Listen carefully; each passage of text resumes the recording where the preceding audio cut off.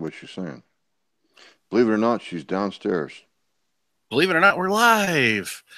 Hi, everyone. Welcome to the Reloading Podcast. There, I finally saw my live button go. My button. We're live. Yeah. Hi, everyone. Welcome to the Reloading Podcast. I thought it was so good, I had to hear it twice.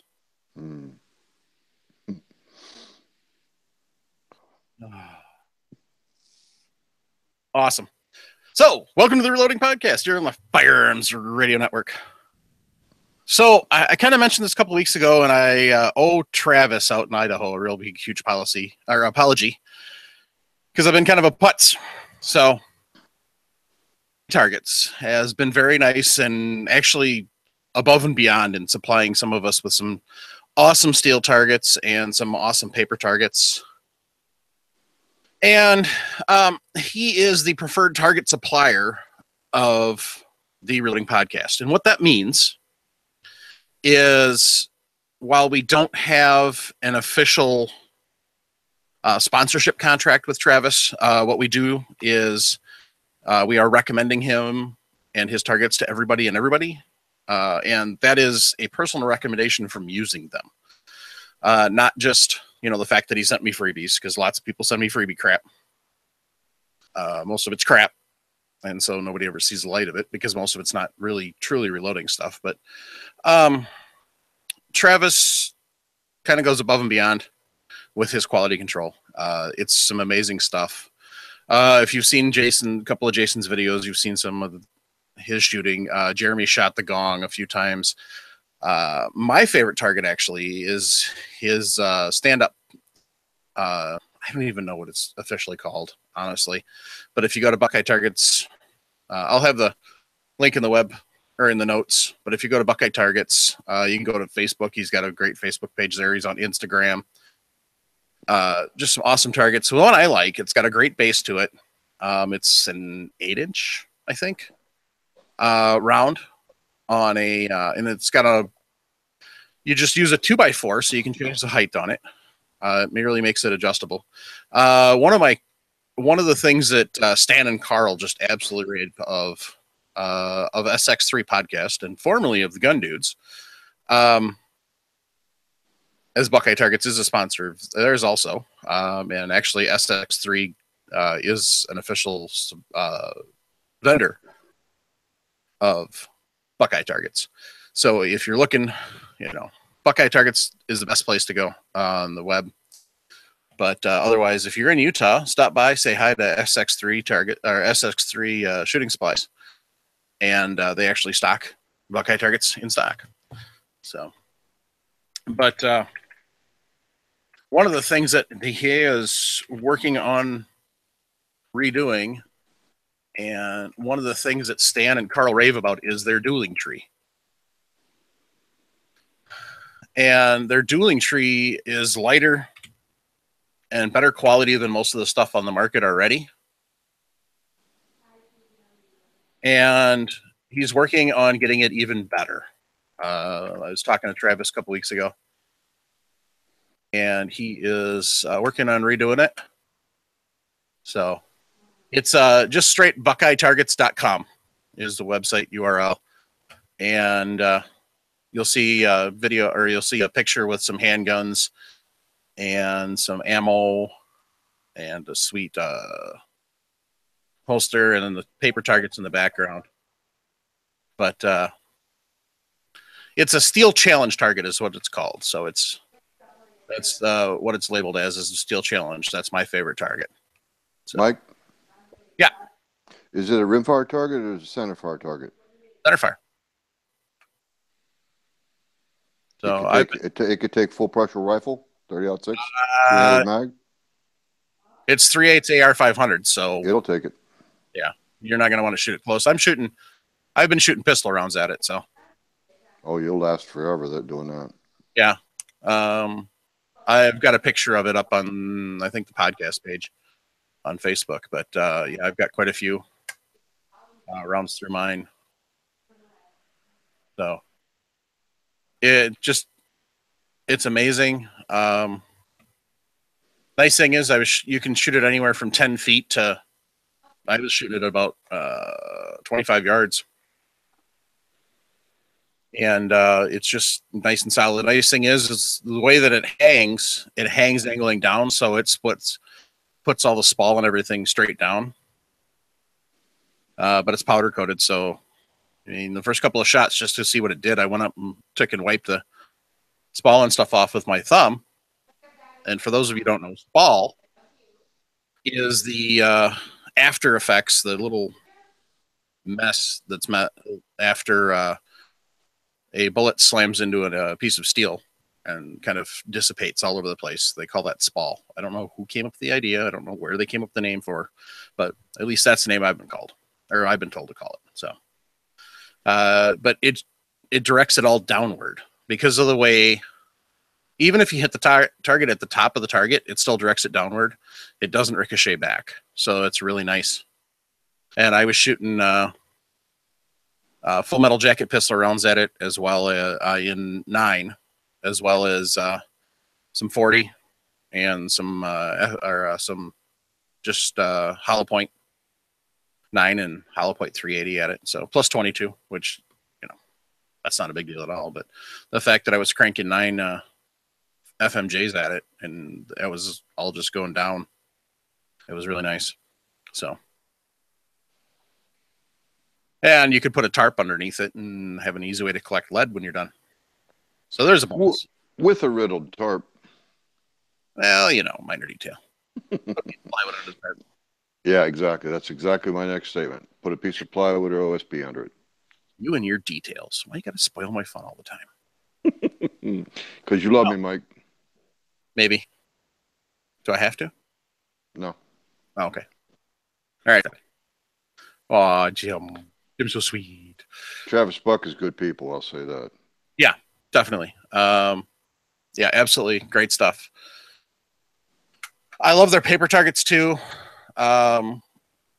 They're really done well. I've got some of the sight-in targets, and they pop real well. You can see them with the naked eye at 100 yards real well. Your shots pop up real well because it's an orange bull. So, and there's good contrast on it between the orange and then the white, and then also the black lines.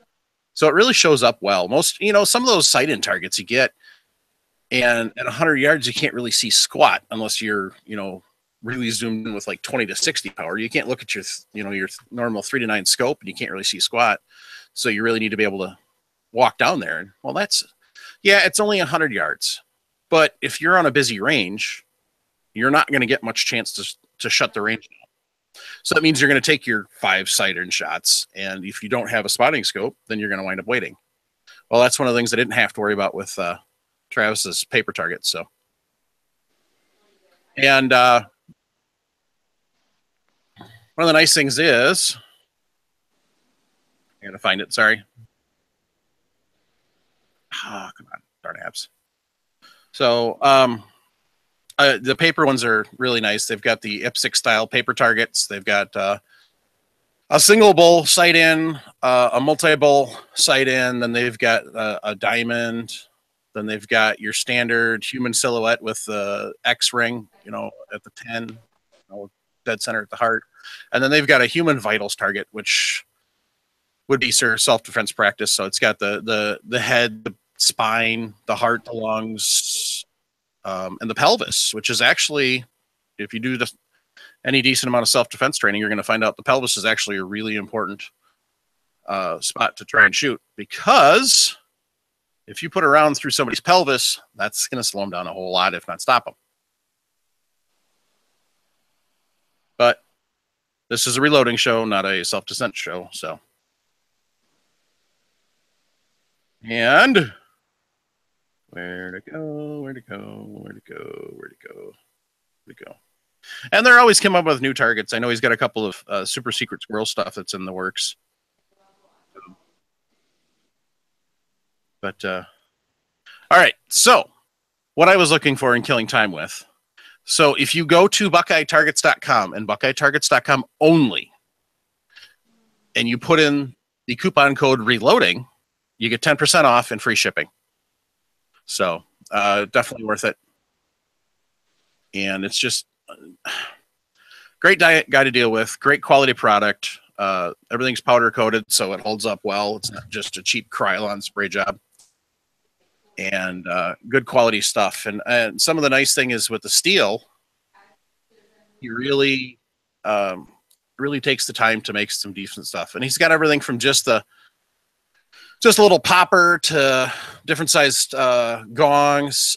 He's got a nice little setup for some clay pigeon holders. He's got a spinner. With his you can get the hanging targets. Like he's got an IPSC target that comes with the chain and everything. Just different options. So, and the nice thing is the two hold gong, two squared holes. So they're made for like using carriage bolts. For those of you who don't know what a carriage bolt is, it's that round head with no way to actually crank onto it because it uses a square on the bottom side. But these square hold gongs all come with a chain set. So that's the amazing thing is you don't have to try and find chain or hanger. You just they sell an A stand you can get to hang the gongs, or you can make your own setup, but it comes with all the chain, everything needed. And some of your ranges nowadays actually have places for you to hook the chains too. So depending on your range. But yeah, I really kind of owe Travis a big, huge thanks. And, I've been talking to him back and forth, and we kind of worked on this a little bit ago, and then we had some issues, and so I didn't roll it out like I wanted to. And so for that, Travis, I apologize. But definitely need to check out Buckeye Targets. So great place, great, awesome targets. So I just can't say enough about them. So, and remember, coupon code reloading, 10% off. So stop by, say hi, as Carl and Sam would say. But yeah, spend your money, honey. Yep. Elvis Ammo's used. If you want to get some other people's opinions, also Elvis Ammo has used some of Travis's targets. He's got some video with it. Like I said, SX3's got some video with it. Jason's got a little bit of video. I don't have any because I went and shot solo and didn't have the camera that day. I forgot to take it. So, but hopefully I'll get out and do some here in the near future.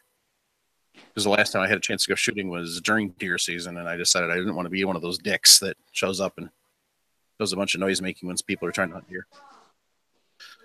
Because I have a friend's private property that I go shoot at, just for the short term, especially if I'm going to do steel. Because you know how some of the ranges are; they're kind of cranky about steel because they don't know any better. Okay, so BuckeyeTargets.com, and just show Travis some love. Just an awesome guy, real down home, salt of the earth guy, and a great. So speaking of great companies, so got to thank Sean and the gang over at Firearms Radio Network for letting us still play on the network, and I got to thank Jake and Ryan. Patriot Patch Company is just amazing. They're the bandwidth sponsor of this program, and even before they were a sponsor, yes, Jake was the president of the network, but still, the patches they're making are just amazing. They've got some great smoking deals going on for Christmas right now. So patriotpatch.co, check them out. Patch of the Month Club's awesome. I've got November's one of two on my hat right now, which is Gobble This. He's got a pin in one hand and a baseball grenade in the other. So that's kind of that.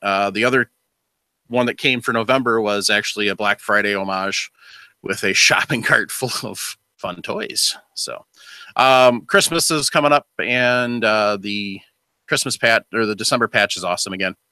So last year it was Santa holding a suppressed pistol and it said Silent Night. And I'm not telling you what this one is because you've got to go to patriotpatch.co and check it out. So make sure you stop by, give them some love.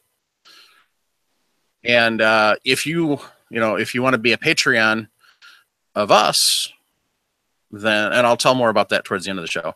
But if you join at the $20 level, you actually automatically become a Patriot Patch of the Month Club member. So that's one of the bonuses of that. You're helping us out and getting a great quality patch and sticker every single month. So that's one of the best parts is not only do you get the patch of the month, but then you get a sticker to match it. So I've got a huge bag of stuff that I still haven't gotten around to getting my patch little wall frame thing done. So, but I've been working on other stuff. So now that I've been long-winded, Jim, what you been up to? Hiding. Slacker. No, my problem is my garage is full and I just don't know where to put my stuff to actually start getting myself set back up. I did take a few measurements from my gun safe. I been thinking quite a bit about using some composite decking material between my safe and the garage floor. That's the only place I'm going to be able to put my safe is in my garage. Yeah, I know, Mike. And it's exposed to John Q. Public every time I open the door. So here's what I would suggest. Put it in a corner. You can swing the door. Yep. Then build a little wall or enclosure around it. So it's not exposed. We have discussed that. All subwall. Because even if you anchor it to the concrete, if it's in your garage, all they got to do is blow open the garage door, throw a log chain around it, and off goes your safe. So, yeah.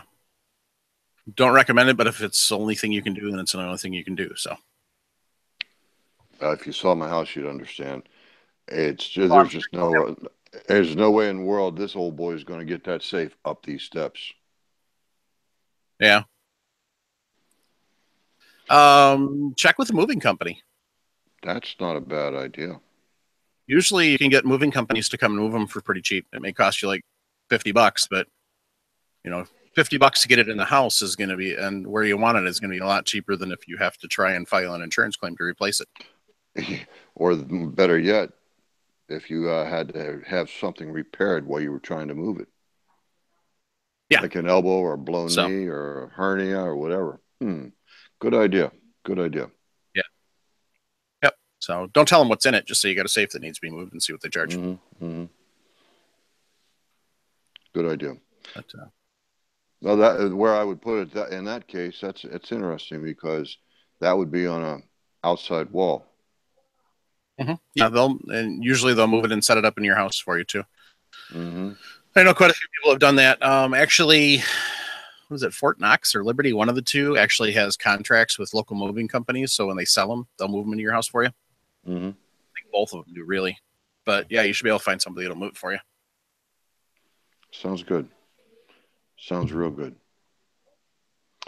If any of the folks out there have any suggestions for me, by all means, put it in an email, reloadingpodcast@gmail.com, or call that number, Mike. What is that number, sir? 608-467-0308. Excellent. No, that's about all I've been doing. I've downloaded some copies of my NRA magazines, downloaded some copies of Handloader magazine. But guys, that I know that doesn't cut it. But the only thing I did today was I put up a posting in the reloading room about what did you do in Guns Are Reloading today. It's my weekly posting. Yeah, but I've noticed you've had a lot more online presence than you were when you were still exactly. up. So that's a big thing. Yeah, we're always working behind the scenes. We know that. Yep.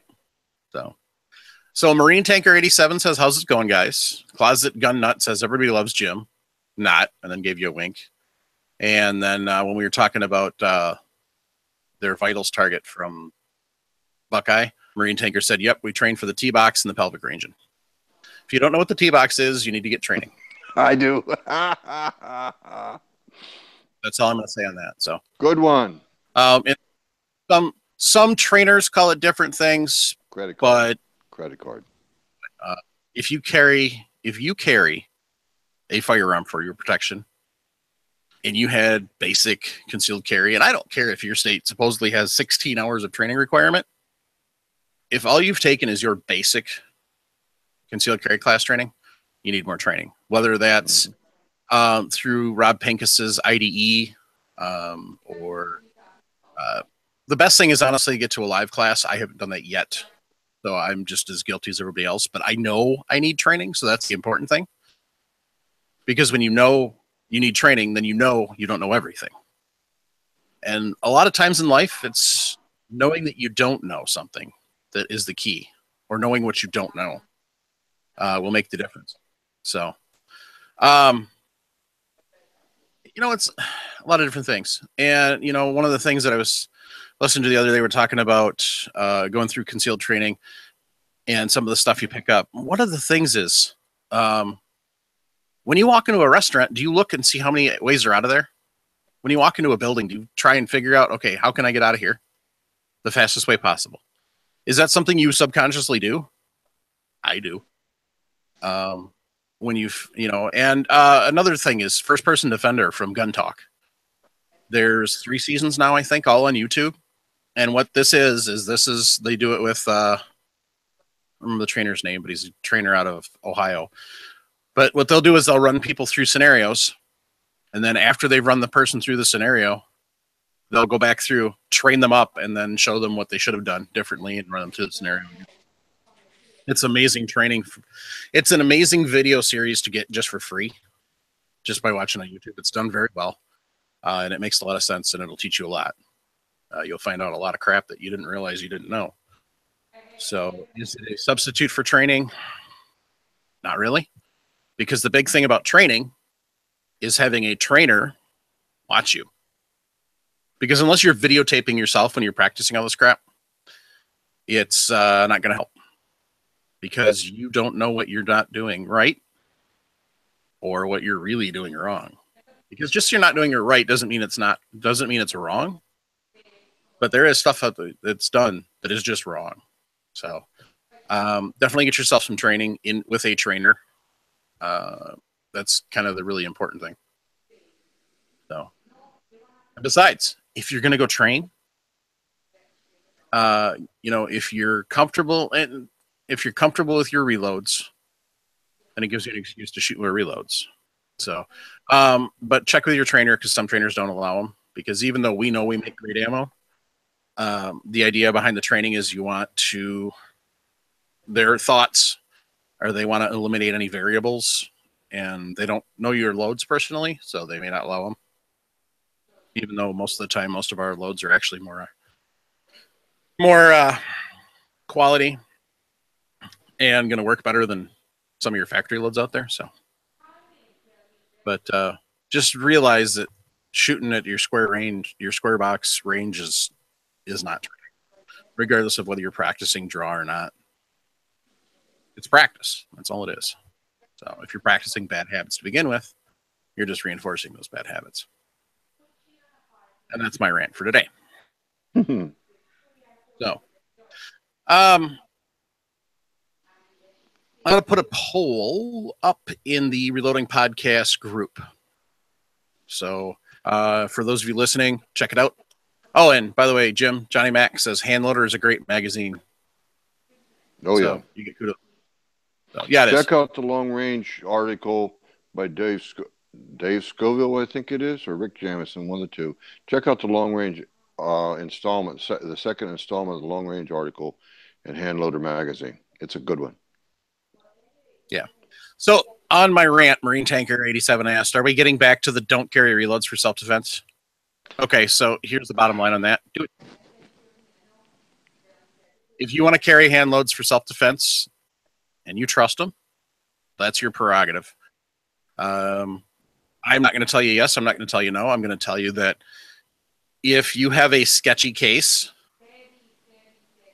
where that's kind of questionable on whether it was a good shoot or not, that is another piece of ammunition, shall we say, that the district attorney is going to have.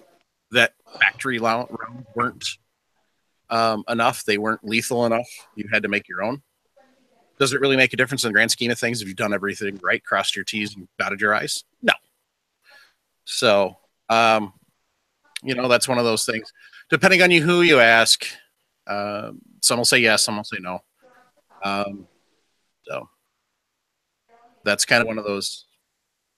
I guess you honestly have to make a personal choice, but depending on who you train with, some of them scream no, some of them say yeah, it's fine. So, Well, as long as we have the rule of law, personally, this is my opinion. No one else's, not even Mike's. And Mike has heard this before. As long as we have the rule of law, I will carry what's good enough for the cops is good enough for me. But if the balloon goes up, and Ben, you know exactly what I'm talking about. If all that stuff goes off, it's game on. yeah, exactly. So, yeah, usually if you figure out what the local law enforcement's carrying and you carry same ammo, it's going to be, it basically negates any argument that the district attorney is going to have. And I'm not saying that that should be your major concern, but like I said, when you get training, you're going to figure it out. Now, anybody who's been to any sort of Mossad IO group training, a mass screams up and down, well, not screams, but preaches up and down to carry what the cops carry. So, because that does take that one thing out of there. Now, different people will tell you different things. There's other training groups out there that don't care what you carry. So, the one thing I can tell you is self-defense ammo, the factory stuff, is a premium match grade ammo. I don't, if anybody's had any failures with any factory ammo or any factory self-defense ammo, let me know. But the 1,000+ rounds of stuff I've shot, I've never had a failure. That's different brands, different calibers. So, that's kind of the other thing is, we all know as reloaders, every once in a while you have just that one little cartridge for whatever reason that just doesn't work. But if you're confident enough in your loading ability, by all means, you're going to make you can tailor the loads to whatever you want. And that's the beautiful thing about that. But so here's a self-defense idea, Mike. Yeah. Practice with 40. Like for me, myself, I practice with 40. Yeah. But then I install 357 SIG barrel in my rifle, or excuse me, in my Glock 22, and carry 357 SIG ammo, which I do not and will not reload. Okay. Do you practice with the 357 SIG ammo at all? No. Is the point of aim or is the point of impact the exact same between the 40? I would have to find that out. That's a good question. That is an important thing. True. Because any swapped out barrels in your Glocks, I don't know of anybody who's got the same point of impact, and that's something you want to test. Here's the bottom line on whatever you're going to carry. First off, personal preference, I will not even think about carrying a firearm until I've got 500 to 1,000 rounds through it, period, without a problem. And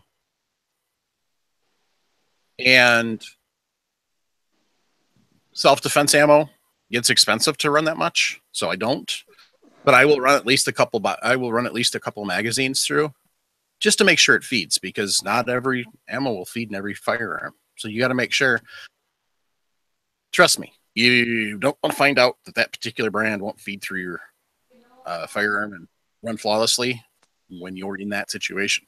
It's a bad day. Even if it's just a magazine or two, So, and yeah, if you're carrying a Glock 17, that's 17, 18 rounds of, or mechanics. 19. Yeah, that's on the order. Well, let's just say 2 boxes of 25. You're talking at least minimum $50, $50 to $75. Yep. But what's your life worth? What's your life worth? Right. Exactly. That's not even a question. So, and your balloon goes up comment, Jim. Marine 7 says that damn balloon. And then he says his brother has to carry soft points to minimize over penetration. He's a county cop. Well, blue lives matter. You know what I mean? But I would think that HPs would have less of a penetration rate than a soft point. I don't know. I guess I'd have to see ballistic tests on that to see. I don't know. I've never really thought about it that way, but. Well, it's also a political thing too. It's economic, bean counters.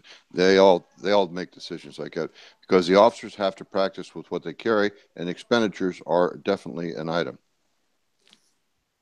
And cost of ammunition is something that's factored in, and taxpayers demand accountability.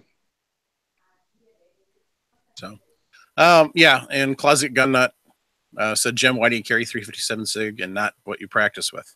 So, well, 357 SIG is a little more expensive, but yeah, like I said, you definitely want to practice with your carry ammo and find out. It was just, I don't, Closet Gun Nut. I really don't. It was just a concept that had been running through my mind to avoid this scenario of shooting your reloads for self-defense. Right. My point is, I don't reload 357 SIG, so no one can say, and I don't have equipment around to reload 357 SIG, so no one could take and point a finger. Oh my God, Mr. Fleming used poison reloads to kill this poor boy. Right. That's all it was. It was just an idea. Yep. Not a bad idea, honestly. But like you even said that you should check the point of impact to see where it changes. Mm-hmm. Well, first thing I got to do is get my ass to the range. Yeah, we've had that discussion before. I'm tell you what, I'm getting a little itchy. I'm getting a little tired of this. I got to figure something out, guys. Where to shoot.org. Where to shoot. Yep. That's the app put out there by the National Shooting Sports Foundation, and it's a damn good app. I've got it right here on this phone. Yay, my phone. So, why haven't you used it? Why? Shut up, Michael. Mm-hmm.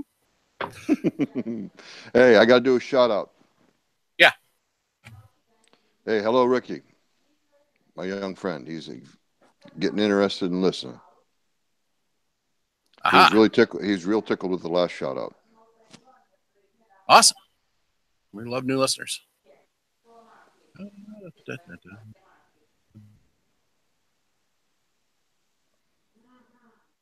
All right. So,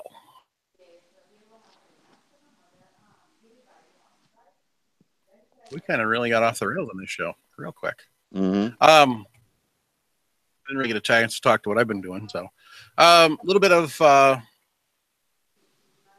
reloading. I finally got episode posted today. The conversation with Brad Stair. When we were done recording that, I wasn't sure how well the audio was going to be, and actually, it's it's a little rough because of some of his roboting. But I'll be honest, I took a lot of it out that I could, and there's not really much that was missed.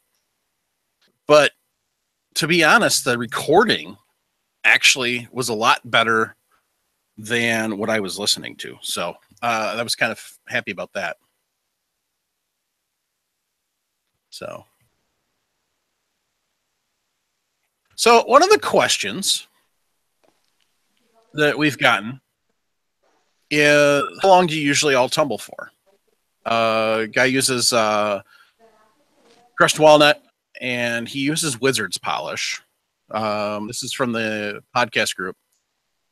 And the reason, for those of you who don't know, Wizards is kind of one of those premium brands. And he had asked if it was okay to use, and I said the reason that we actually recommend New Finish is because it's cheap and it works, whereas Wizards is kind of a premium, but somebody gave it to him. So it's kind of one of those things you're going to have to learn how long it takes.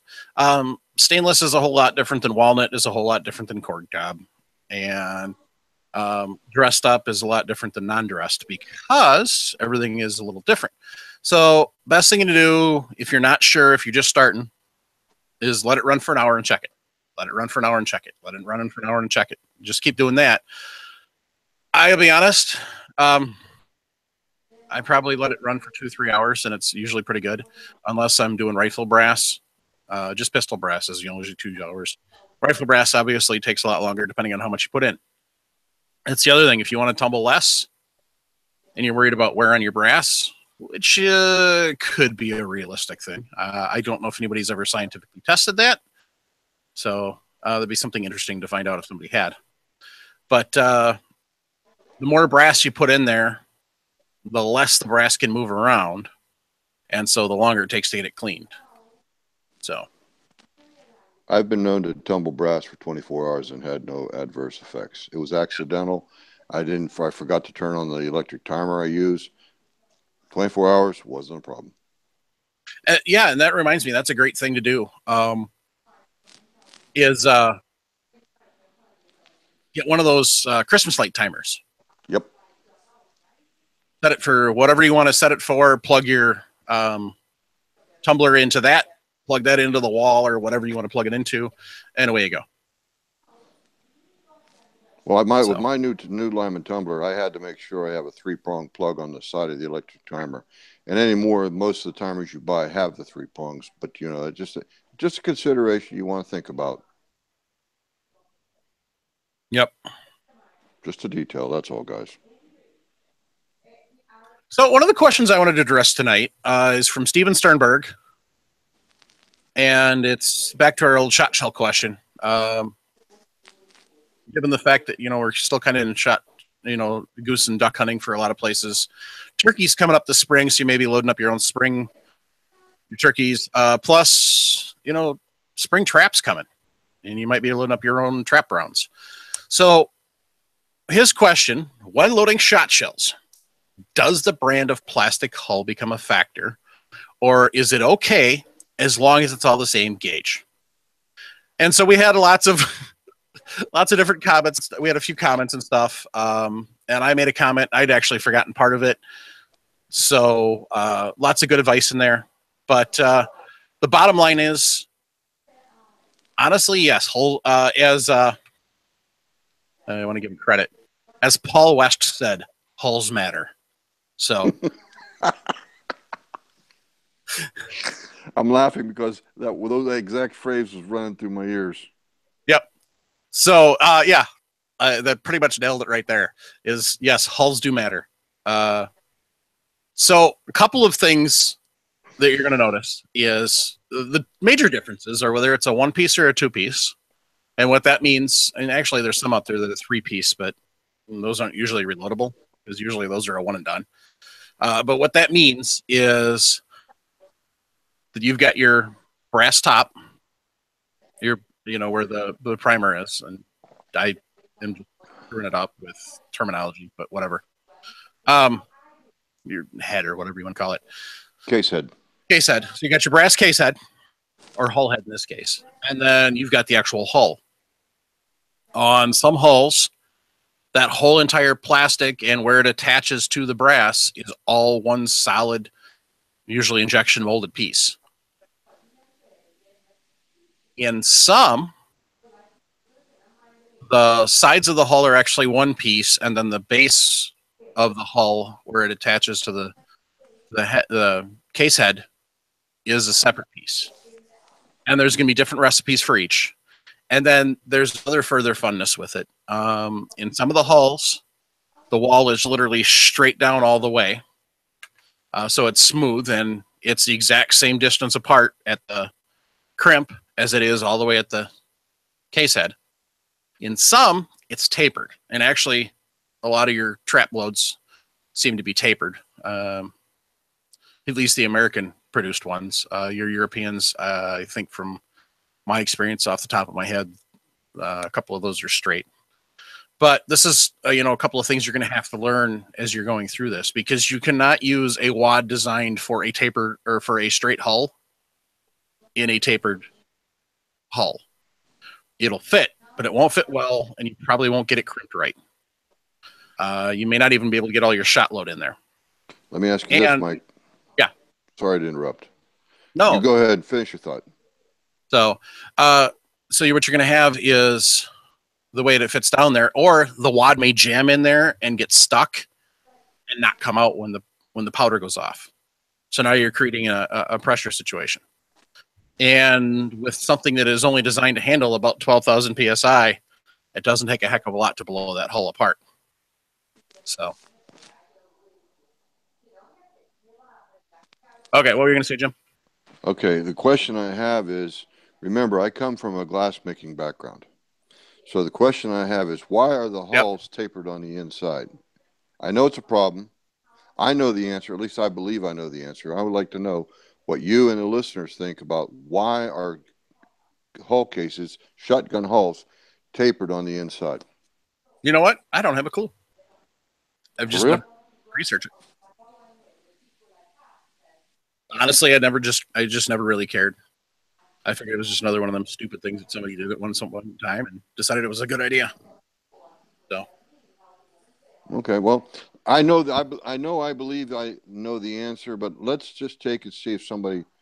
How about you guys on YouTube? Anybody there? 4 or 5 heads are better than one. Anybody got an answer for me? I don't know. We'll see. So, let's see what Google Foo says.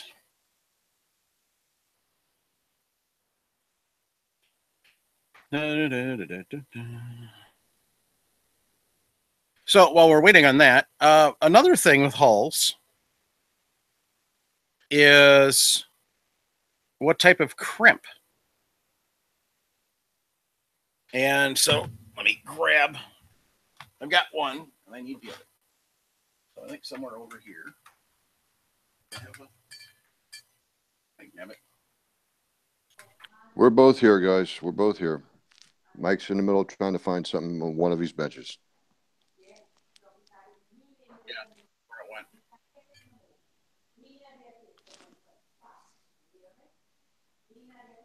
This is what I get for cleaning up, folks. I got lots of patches. So, well, this will work.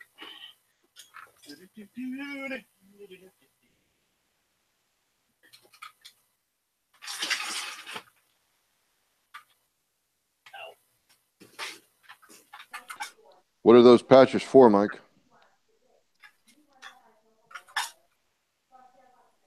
Don't know if Mike can hear me or not. Yes, I can hear you. Those are my personal patches. Oh, that's your collection. Yeah. I see. All right. Did you find what you're looking for, bud? I did, but I screwed it up. See, this is what happens when you try and crimp a hull that doesn't have anything in it. It just goes through. Okay, so one of the things with shot shells. Well, I'm glad I could make your head hurt, Closet Gun Nut. He says, just thinking about loading shot shells hurts my head. And actually, loading shot shells is pretty simple and pretty easy, honestly. It's just a matter of getting used to the little nuances. So this here, this camera sometimes, is a 6-fold crimp. There also is a 8-fold crimp. And then this is what they call a roll crimp. See how it's kind of rolled on the edge there? Rolled down in. So those are your 3 main crimps for shot shells. Unfortunately, I don't know what happened. I had one of both of them out here, and I don't know what happened to the dang 8-fold. So sorry about that. But I'll put pictures on the podcast site. But honestly, loading shot shells isn't really bad. It's actually pretty, compared to all the different stuff you have to do with brass for reloading. It's not really that hard. It's just a matter of making sure you pay attention to the recipe, because the recipes are specific. Because one of the problems you can have, that primer pocket from hull to hull isn't always the same diameter. Come on, focus. No. There we go. I give up. So, you can actually, there's 5 or 6 different diameter primer pockets. So that's one of the things you need to pay attention to, is what primers your hull needs. And getting my answer for my question isn't going to be that easy, so I'll look that up for another show, because we'll do another shot shell show at some point in time on the difference between straight wall and tapered. Why? Who knows? That type of thing. So, But that was kind of one of the questions. And, you know, there's Russell Frederick said there's a great YouTube channel called Bubba Roundtree Outdoors. He does a lot of shotgun reloading and does a lot of comparisons of different loads. So that's kind of one of those things. Yeah, when you get experienced in it, you can play a little bit, just like you can with metallic reloading. But there's not as much flexibility. Given the fact that different primers kick off at different ignition rates, and, you know, there's comparing it to like a pistol primer, there's probably 4 times as much material in a 209 shotgun primer as there is in just a regular pistol primer. I'm underestimating, I'm sure. So you're getting a lot more, but yeah, definitely brand of shell and type of shell in that brand makes a difference. Like your cheap stuff from Winchester, your cheap stuff from Federal, your cheap stuff from Remington is not going to use necessarily the same load as the premiums do. You may have to vary that a different. And some of those, there isn't even a load listed.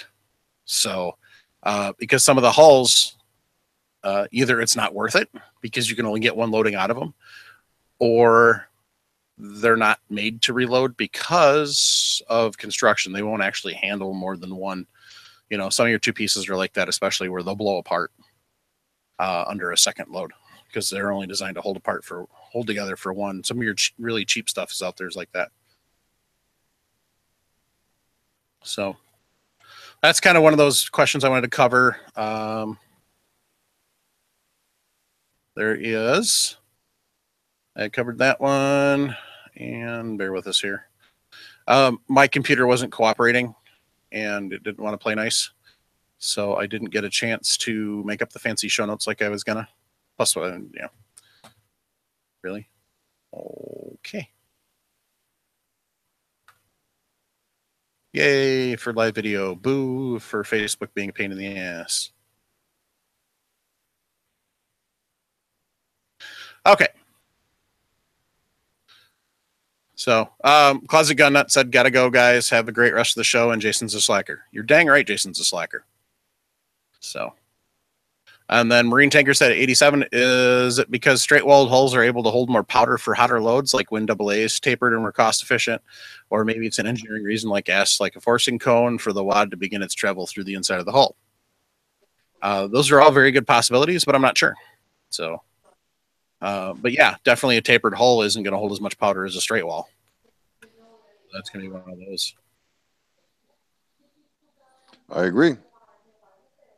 Oh, another question that was popped up. Person said that they had 2 different reloading manuals. They said, "Is that enough?" No. No. No. That's rather definitive and simple. No. Buy them all. You won't be sorry. Right. You cannot have too many. Well, let's see now. How many are there? There's Spear, there's Burger, there's Sierra, Hornady, Lyman, Lyman and Lee that I know of. There's six big ones that I know of. Mm-hmm. Let's see here. Is there any missed? I think that's the big ones. Yeah. So. Yeah, there's as many as you can get. Yep.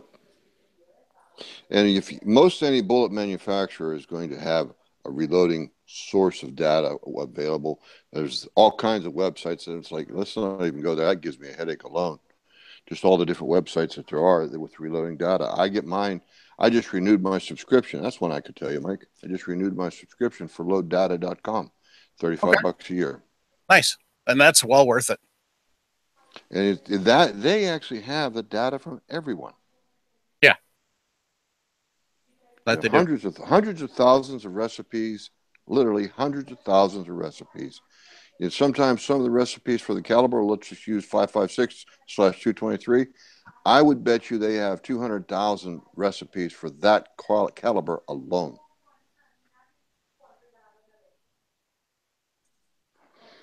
We're talking about all the various bullet weights times all the different manufacturers of the bullet diameter 224.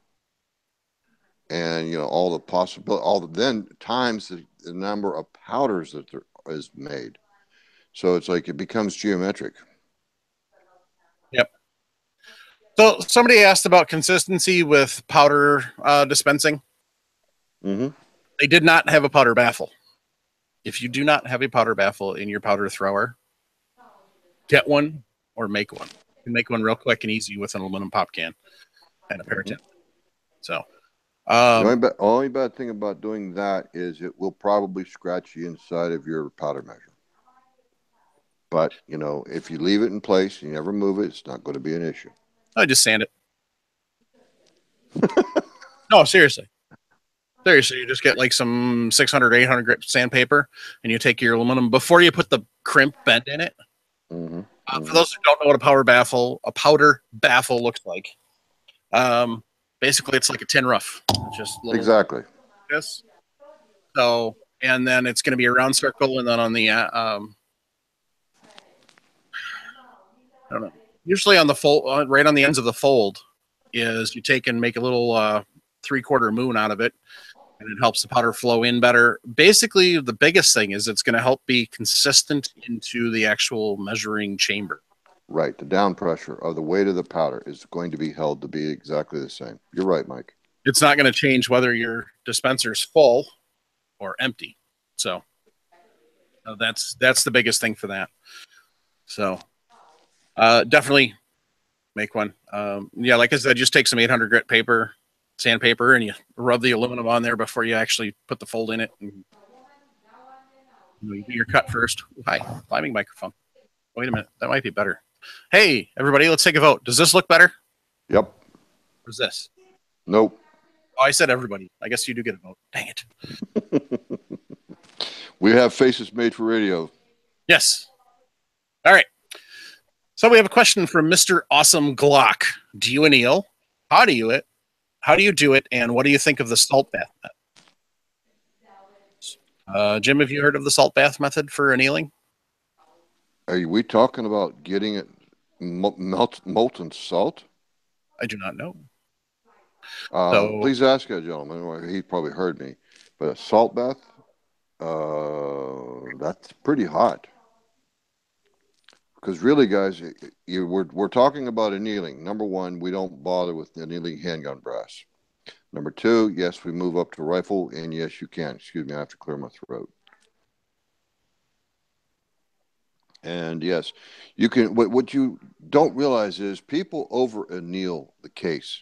You don't want to over anneal the case. You don't want to anneal the case head or the body. All you want to do is just barely get the neck of the case warmed up to where it's like it becomes you can't see it in bright light. You have to take and dim the lighting a little bit, but you want it to just barely start to turn a sort of dull grayish, almost red. It's just before it actually starts to illuminate. That's hot enough. That's all you got to do, and then let your case cool. You don't have to quench it. I like to quench it because that way I don't pick up hot brass. But the point is, you don't have to quench it, and that you don't want to over anneal your brass. No. So there's this product called Tempilaq. Tempilaq. Right. Who else carries it? If you're not sure, get it. I honestly don't remember the temperature range though. Was it the Somewhere between 650 and 675, 700, no more. Yeah, no more than 700. And basically, what it is, it's a polish or a color coating that you put on the product that you're trying to heat. And it's like a lumber crayon, Mike. Yeah. So, and then it gives you indication when you've reached that temperature, so you don't overheat it. So, Ballistic Creations makes a salt bath kit for $80. So let's find Ballistic Creations. Well, while you're there, Mike, check the temperatures because that's still, if it's molten salt, that's too hot.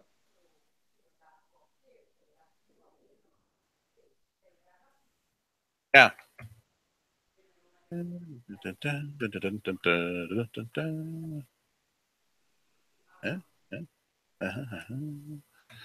Yeah, start. Okay. So Maybe that's not right.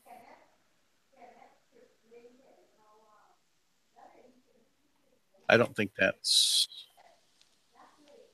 the right stuff.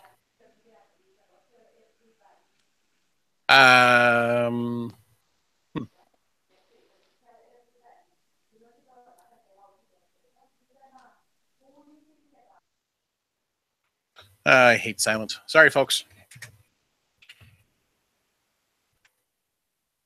The reason why I keep muting myself, guys, is because I have some background voices, and I'm not about to ask them to shush.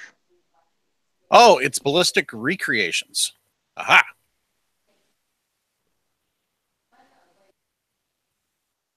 Okay, so this is their advertisement. No more messing around with one case at a time in a cordless drill, taking wild guesses at temperature based on color. Now you can anneal hundreds of cases per hour while controlling temperature within a few degrees. What's better? You can repeat that temperature cycle tomorrow, next month, next year with far better consistency than you could ever on one of those carousel and torch annealers that cost $700 but have no way to reliably set the flame. All right. So, comes with you get a case holder, and it says specially selected annealing salt for effective heat treatment without risk of damaging your brass. And let's see if we get here. All right. So basically what this is it says salt bath annealing kit with standard case holder. This is everything you need to adapt your Lee Precision melter into a fast, accurate annealing system. A case holder, 325 grams, because it's G, of heat treating salt, specially selected for use with brass, a thermocoupler that hangs in the salt bath from the case holder, hassle-free, and a digital thermometer for easy, accurate monitoring of temperature. You can be annealing your cases with the fast, precise, accurate way within minutes. And they've got a video on here showing how it works. This is kind of interesting. Might have to check into this. So while you were searching Tanker 87, he sent me a message telling me that the kit does come with a thermostat. So my concerns were groundless. Yeah. So Relay 93 said, talking on a separate topic, says talking about consistency. I had to send my Reading number 2 scale back to Reading to be checked. Scale wouldn't maintain 0. Anybody else have this issue with any manufacturer beam scale? Yes, I have.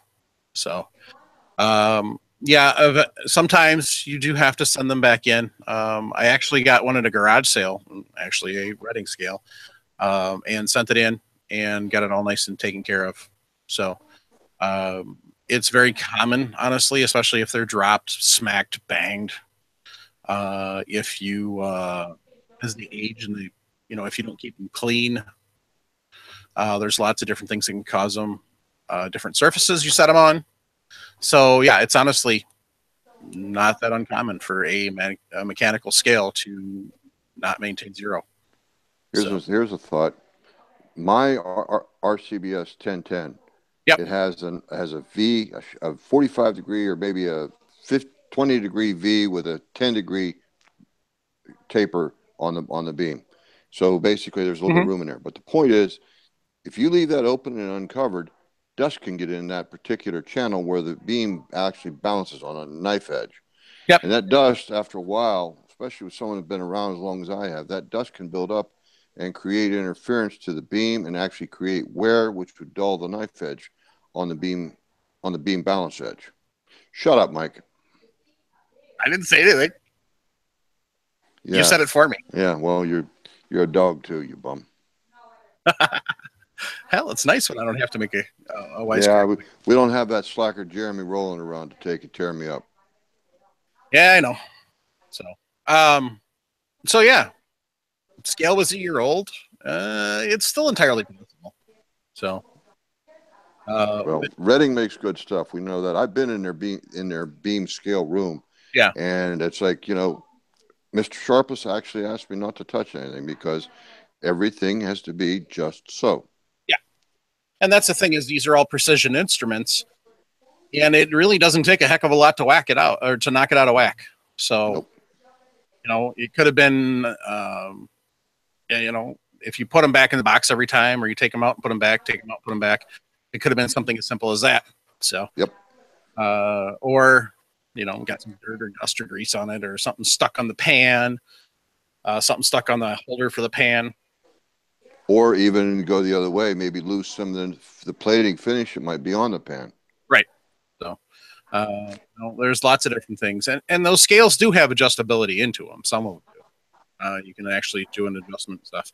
Last time Cal was over, if anybody remembers him, he was a machinist for a while also, and so he was sitting here and playing around with one of the scales that I picked up at a garage sale.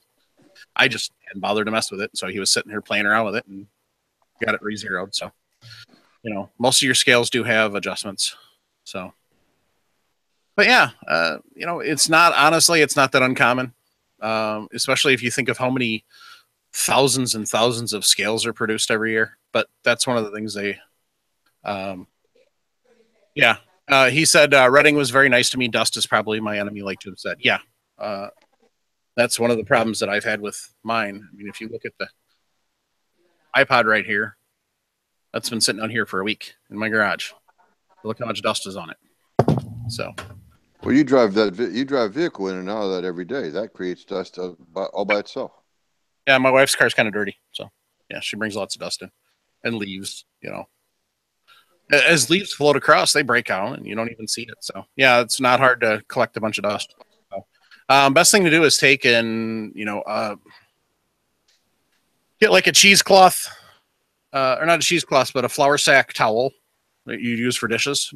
Cover your scale with that; it'll keep the dust off of it. Or you can spend the money and buy the fancy scale covers, whatever you want to do. So.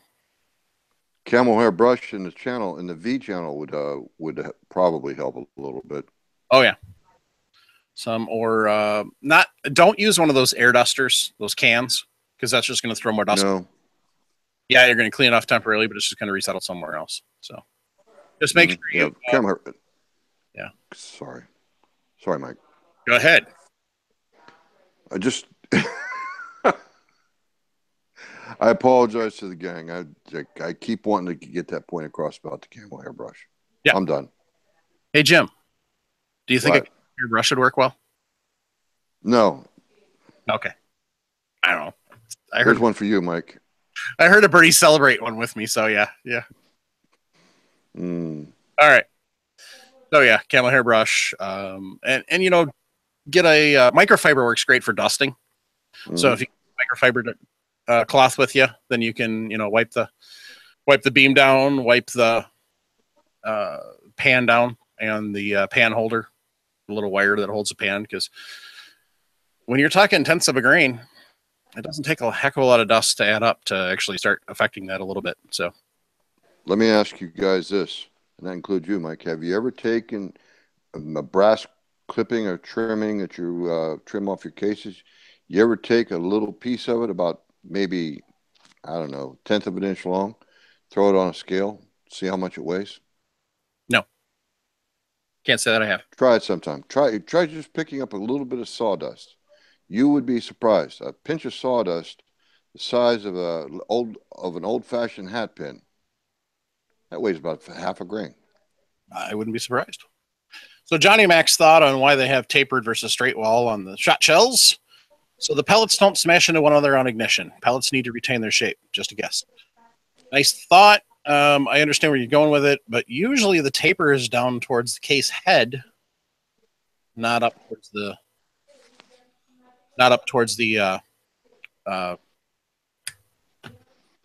Right, and that's the purpose of the wad, is to absorb that. The shot cup is to absorb the initial shock of the powder being burned and detonating. Well, not detonating, but burning up, so that it actually compresses to help ease the sudden acceleration.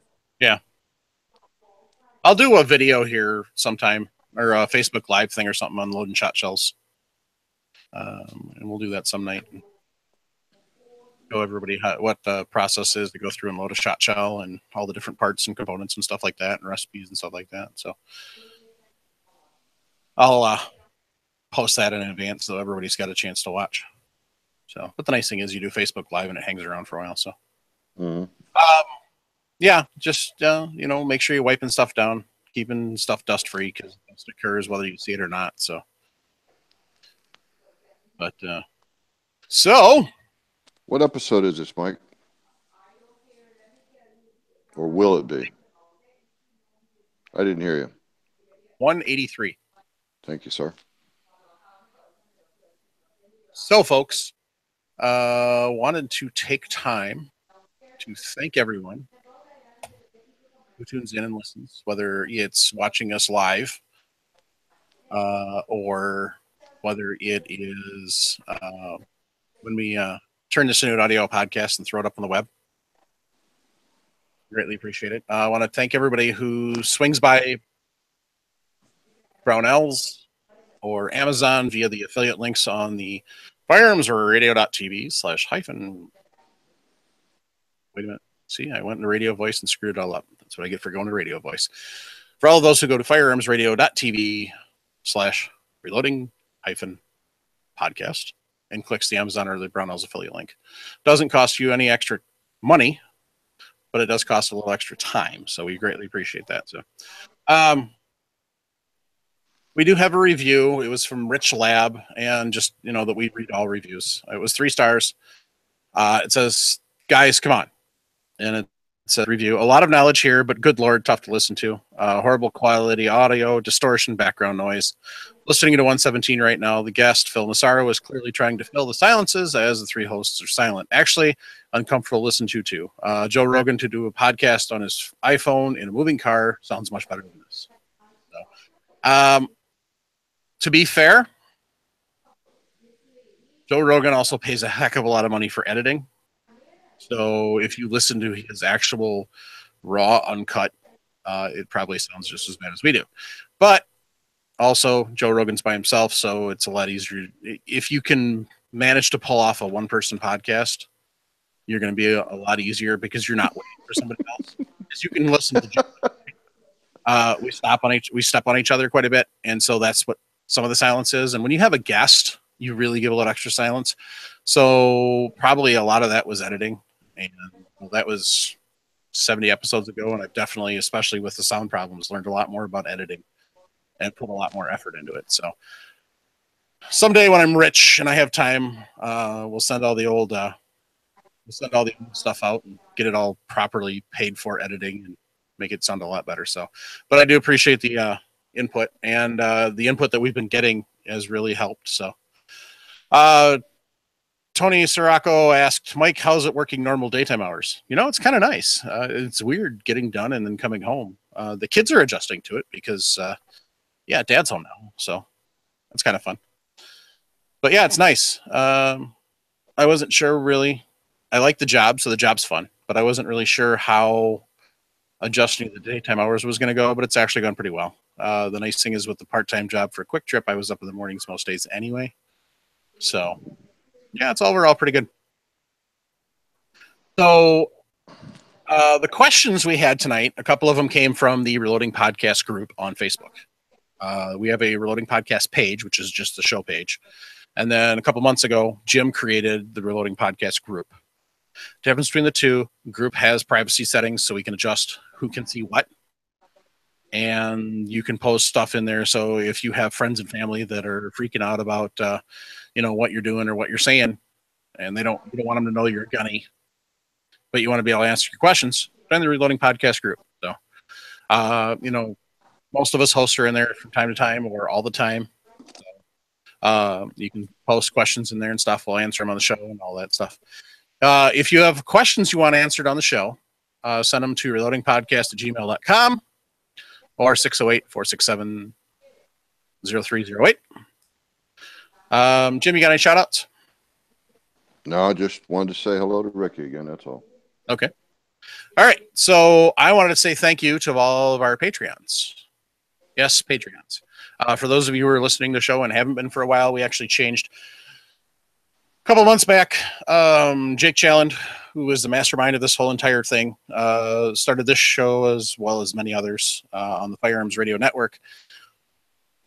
Decided that it was time to spend more time dedicating to family.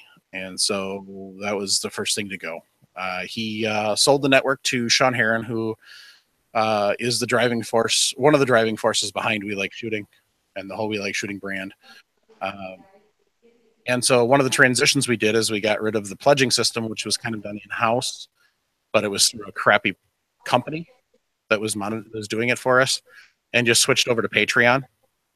So why should I become a Patreon? Well, a couple things. One, you're going to help us out, give us funds that we can do stuff with. One of the reasons to do this is... Yay, Microsoft camera.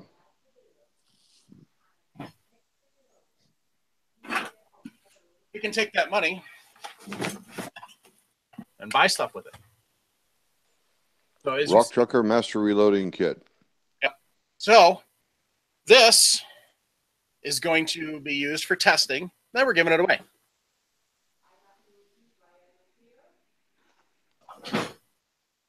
Now, Mike, are you going to piece that out, or are you going to give the whole kit away as one?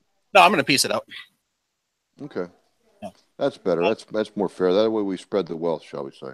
Now, at some point in time, to my left here is a Dylan 550.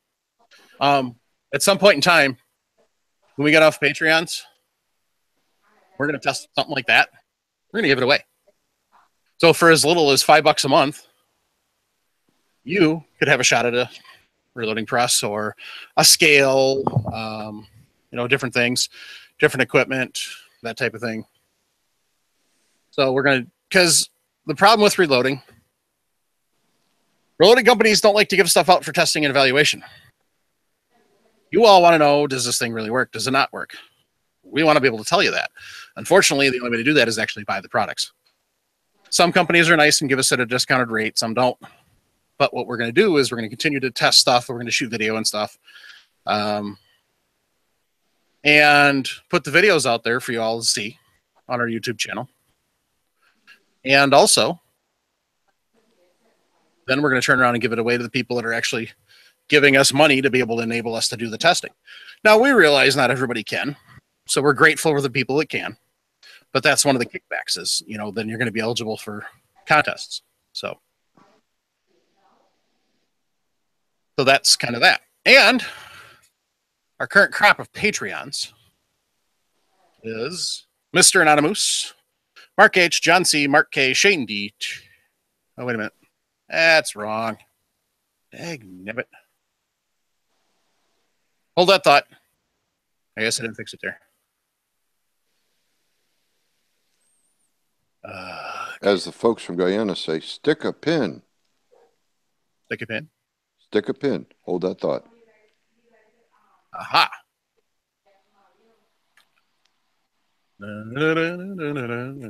Stupid background noise.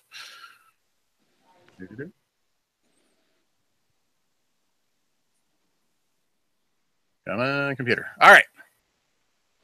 So, as I was saying, our Patreons are Mr. Anonymous, Mark H., John C., Shane D., Anthony B., Tim A., Mike S., Russ H., Attila the Hun, I don't know, whatever, Richard C., Joel L., Rick R., Aaron S., David S., Eric S., Troy S., a lot of S's, awesome, Peter D., and Brewer Bill. So as you can see, you can have a normal name or you can have a nickname. So if you want to become part of that elite group, you can head on over to firearmsradio.tv/pledge-reloading-podcast. And there's a link to Patreon there, or you can just go to Patreon and look for Loading Podcast. So, not everybody can. If you don't have money, which, a lot of us don't, because, this is an expensive hobby along with everything else. But you still want to be able to support the show, send us emails, send us text messages at 608-467-0308. Leave us a voicemail. Send us questions. Tell us how we're doing. Give us feedback. That is probably the single most important thing. Yes, we're grateful for the Patreons. We're grateful for the money they've helped. We're grateful for the money they help, give us equipment and stuff. And, I forgot to mention, Trent Fleming gave me a laptop computer, which we're going to rehab into a computer for Jeremy to use. So I forgot to mention that when I said that I met with Trent So thank you, Trent. Forgot to mention that. So Amen. That's quite a present. yeah. So so that way he's not recording from his phone anymore. So we can help improve some sound quality a little more. So just grateful for all of the help, all the feedback, all the support. 183 shows. That's over 3 years worth of shows, 3.5. Oh, that's what I wanted to say to you, Mike. A while ago, I was laughing because of your comment about recording a podcast by yourself. You and I both have done it, and we both don't do it anymore. No, there's a reason we don't record by ourselves. A couple of weeks ago, we just didn't have a show because we couldn't get together.